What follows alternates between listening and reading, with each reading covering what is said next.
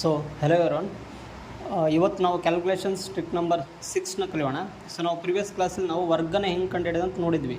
So ಇವತ್ತು ನಾವು ಏನು ಮಾಡೋಣ ಅಂದರೆ ವರ್ಗಮೂಲ ಹೆಂಗೆ ಕಂಡುಹಿಡಿಯೋದು ಅಂತ ನೋಡೋಣ. ಸೊ ವರ್ಗಮೂಲ ಕಂಡುಹಿಡಿಯೋಕ್ಕೆ ಮುಂಚಿದಾಗೆ ನಮಗೆ ಯಾವ್ಯಾವ ಸಂಖ್ಯೆದ ವರ್ಗ ಮಾಡಿದರೆ ನಮ್ಮ ಬಿಡಿ ಸ್ಥಾನದಲ್ಲಿ ಯಾವ್ಯಾವ ಸಂಖ್ಯೆ ಬರ್ತಂತ ನಿಮ್ಗೆ ನೆನಪಿರ್ಬೇಕು.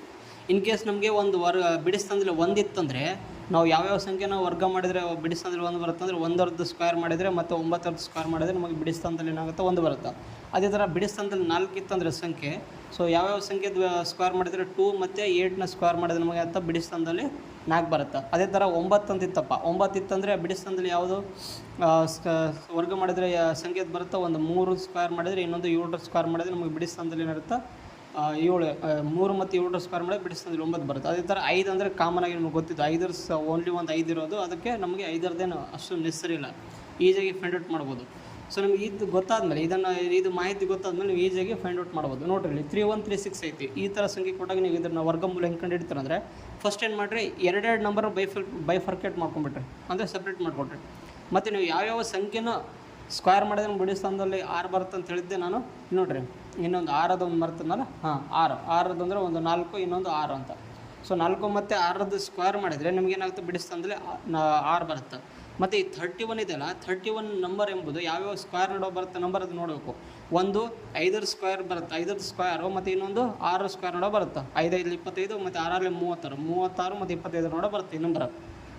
ಈಗ ನೀವು ಕೇಳ್ಬೋದು, ಈ 36 6 ಸ್ಕ್ವೇರ್ ಎಷ್ಟೈತಿ 36 ಎಂಬುದು 31ಕ್ಕಿಂತ ದೊಡ್ಡ ಸಂಖ್ಯೆ, ಅದಕ್ಕೆ ನಾವೇನು ಮಾಡಬೇಕು, ಚಿಕ್ಕ ಸಂಖ್ಯೆ ತೊಗೋಬೇಕು, ಅದಕ್ಕೆ 5ನ ತೊಗೋಬೇಕು. ಸೊ 5ಅನ್ನು ಎರಡು ಕಡೆ ಬರೀರಿ. ಆಮೇಲೆ ನೀವು ಕೇಳ್ಬೋದು, ಇಲ್ಲಿ 54 ರೈಟ್ ಆಗುತ್ತಾ 56 ರೈಟ್ ಆಗುತ್ತೆ ಅಂತ ಕೇಳ್ಬೋದು.